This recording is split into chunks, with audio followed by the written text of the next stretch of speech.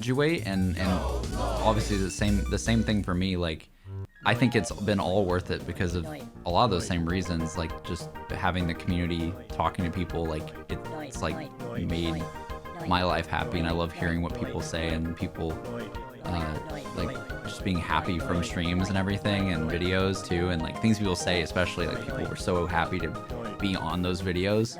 And but like I wouldn't like I don't want to lie to you guys, chat. Like, if like when I think like 2 years down the line from now, I see myself more industry than influencer. It's just, that's just how I see it, because there's no game that I'm truly really passionate about beyond anything else, where I could make content on it by itself. Like, maybe like Project A I'm hyped for, but I haven't played it, to be fair, so I don't know. And also, it's like not even out. There's a very good chance that it's like an Apex, where it's like, yeah, true. Like you're actually really good at Apex, Jason. Yeah. But it doesn't lend itself in that same way to the same kind of content that you might be making. Yeah, it's that different. might make you happy. It's different. Apex is completely different content from what I would make. Apex is like, basically it's like, be good at the game. And my content has never been like, be good at like zombies, obviously. So it's like, I don't know, like, it's just not my style. Yeah. Like, I don't know, I did a couple videos. Will probably end up going in that direction, I'd imagine, because I think it's going to be that kind of game, right?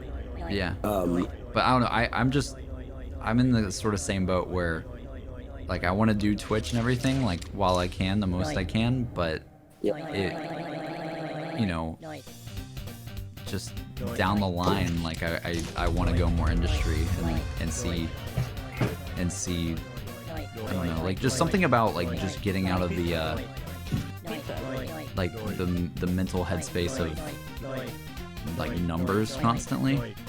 Yeah. Well, so really this nice. Yeah, I agree with that. Bro, March last year is when, for me, YouTube went completely to pieces.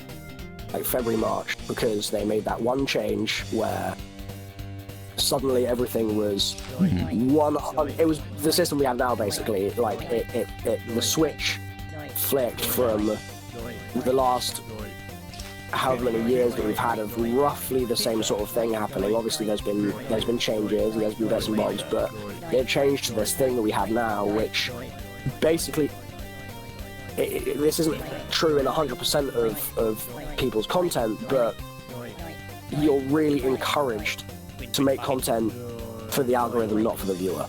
And that for me is, like, we talk about things being prohibitive for your creativity and all these restraints. That for me is the biggest thing, where YouTube now, it's aggravating, is no longer just it's not like a creative, it's not an isolated creative process. Instead, it's algorithm first. Okay, how do we make that into a video? Okay, how do we make that video entertaining? And the entertaining comes at the end. And, like, again, granted, there are exceptions to the rule where people find ways to make it work, and they start with the entertainment and they work backwards, and it works great and all this stuff. But for the sort of baseline creator that's just sort of doing this all the time, there was a massive change last year, and since then, making content has just been less fun. I totally agree. I totally fucking agree, dude. And I literally told Josh this. I don't know why I'm bringing this up, but I was telling him, I was like, bro, if everything goes fucking south to me, or south for me, I'm joining fucking BuzzFeed, bro. I saw all those videos and I was like, dude, it must be fun as fuck to work there. So I would fucking love to work at BuzzFeed, dude. Yeah. There you go, there's your industry job. You got it, you found your out. Can you imagine Lex going to industry? I would make the best fucking videos for their fucking platform. I was literally just thinking about it today, and I was like, I could just come up with the funniest shit ever for their videos. It would be so good. Dude, that's the thing, and that's the thing that gets me is, like, this is not to sound like ego, but the thing is, I know, like, all of us in this call right now, like, here's the thing that bugs me, right? There's so many people that try to be like, there's so many people who try to do like content creation, and they try to like we literally have been doing it for like so long, like legitimately so long, and I know we can all make good videos, but the problem is, it's like I don't have a passion to do it. It's so weird. It's like I can make like I've told my chat my ideas for like the revamp on my channel. Like the idea of like everything that I was gonna do like sounds really good and it's gonna work, but like I haven't had that motivation to be like, here it is, I'm gonna do this video today. But I know I can make it. It's so it's aggravating. It's like I know I have the skills to do it because I've been doing it for so long. I know especially with the stream and how it's been upgraded over the last year or so. Like I know I got good lighting. I know I got a good camera. I know I can edit video. Well, I'm editing videos for Noah right now. Like I know I can do these things, but I don't.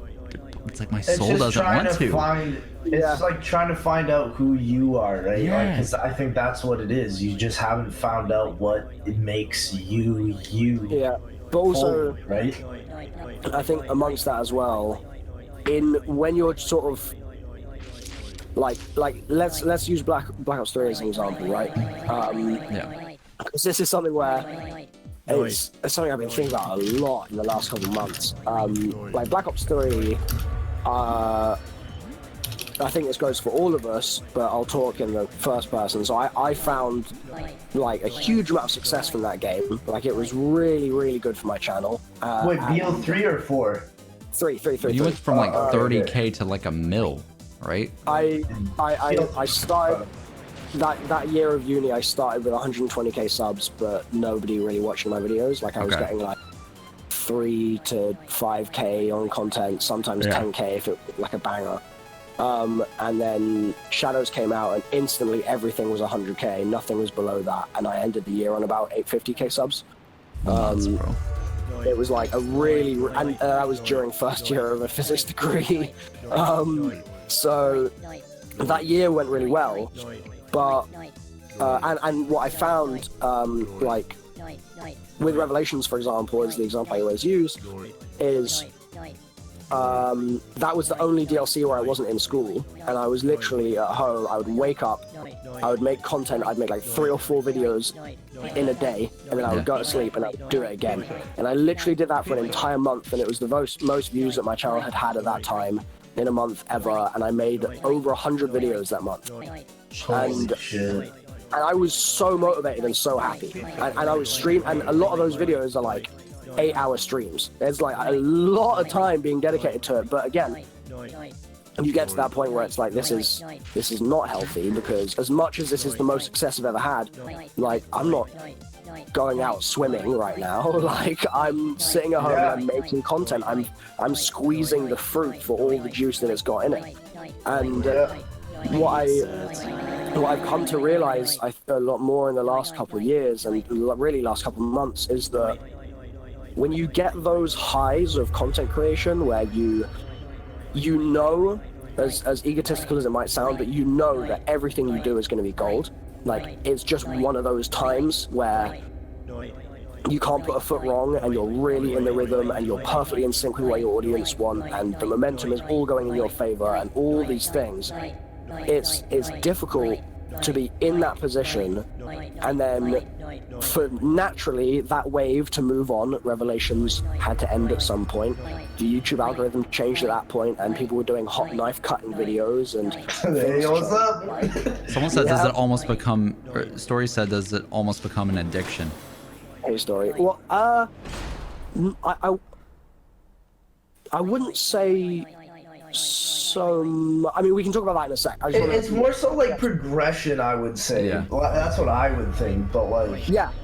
So it's like you reach a new baseline for what you expect of your content, and then what can be really difficult is being able to separate that from your own personality and your own self, because dude, that's the you problem, find that, dude, 100%, you find that success, and then because all of this YouTube stuff that we do and Twitch and whatever is this weird interlinked thing of the person and the product.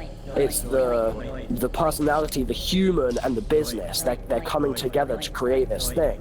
Yeah. And so when the business and the product finds a lot of success, it's very easy for the person to also step into that place, but it's a separate thing. And being cognizant of that separation is so important, because as soon as things go bad, it's very easy then, if you're in that interlinked state, to say, oh, well, the product is failing, so I've failed, so I'm terrible, so this is my fault, and you completely internalize it and make it a personal problem. Yeah, it's like, because it's all eyes on you. It's like Alabama trip right there, bro. That's literally Alabama trip. Everybody felt that way. Like, that was exactly how everybody felt. And with Alabama, I was in like a really, really, really bad place, because I felt like the entire community was blaming me for the downfall of the game, essentially. And things had gone from absolute jubilation with like getting 9 solved, and that was like an incredible moment. But then all of this other stuff started creeping in, and it became very, very easy to say, okay, this is a personal thing instead of a business problem. Like, maybe the views are going down. Views were actually like still pretty good for launch, but the atmosphere of it all was no longer about this is how the business is performing and separately I am happy. But instead they became intertwined, and then when the business stuff started going crazy and everything was on fire and the whole community was so angry and there was all this stuff, it was so close to the personal thing that got affected too, for all of us. And that, I think, is the trickiest thing to deal with this sort of job, or one of the trickier things, is that, like, exactly as you say, Jason, you're in a position now where you've got all these skills. Like, you're a highly skilled individual with a lot of experience in like media creation, and you could apply that. Like, if someone came up to you today and said, like, this is a life or death situation, like, the only way that we're going to get through this crazy, intense scenario is if you apply all those skills and do it, you'd be able to do it. Like, at the drop of a hat, all that stuff. It's in your LOL.